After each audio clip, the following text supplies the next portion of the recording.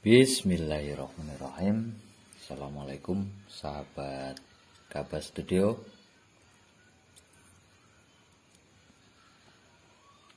Malam ini kita mau bahas tentang PSU.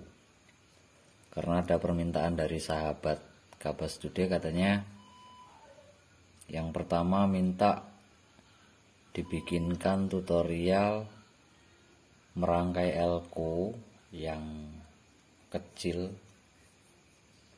cuman jumlahnya banyak gitu.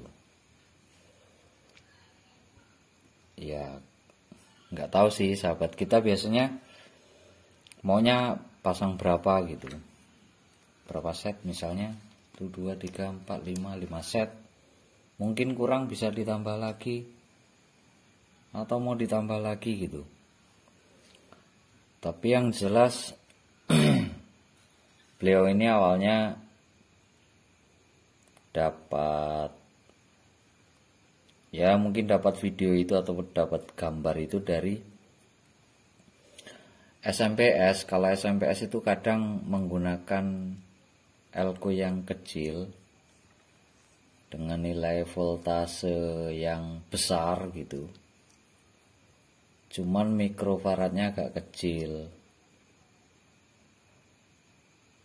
Apa sebab dan tujuannya? Biasanya kalau mikrofaradnya kecil, dia pasang dengan jumlah yang banyak, berbaris-baris begini, dan sebelahnya lagi mungkin begini, satu baris ke sini. Itu karena mengejar nilai mikrofaradnya. Kenapa harus dikejar mikrofaradnya? Agar saat audio itu kita bunyikan, dia tidak mengalami drop si elko ini. Kalau tanya caranya ya gampang lah. Ini kan dari trafo masuk ke dioda, terus dimasukkan ke elko. Kalau mau dengan jumlah yang banyak ya udah kita langsung aja sambung, ikutkan kutubnya. Misalnya di sini kutubnya minus, ya udah ikutkan minus. Kemudian ini ground, ini plus. Udah ikutkan ke sana, mau jumlahnya berapa juga. Ibaratnya mau pakai jumlah 100 set pun bisa gitu. Ikut aja, dan kutubnya ikut sama persis kayak ini. Songo panjang tapi ndak muat, taruh sebelahnya. Ya udah, yang penting kutub minus minus, kutub ground disambung ke ground, kutub plus ikut kutub plus, udah jadi. Kita rasa ndak ada yang rumit lah. Seperti itu aja sampelnya. Nah sekalian nih, ada sahabat senior kita yang udah ahli nih, kayaknya pura-pura tanya aja ini. Tapi enggak apa-apa, sekalian kita jawab. Yaitu tadi, apa sih pengaruhnya gitu, katanya kalau misalnya elko PSU utama dengan jumlah sedikit atau analoginya mikrofaradnya kecil gitu. Ya pengaruhnya kalau dihantam bass pasti bunyi brek brek brek gitu. Nggak akan bulat karena elko ini sifatnya seperti gudang gitu. Dari trafo kita searahkan melalui dioda, kita simpan arus di elko ini. Makanya semakin banyak ya semakin bagus gitu. Kemudian kalau dia dihantam bass pasti harus membutuhkan mikrofarad yang tinggi. Terutama subwoofer itu yang paling boros di arus itu.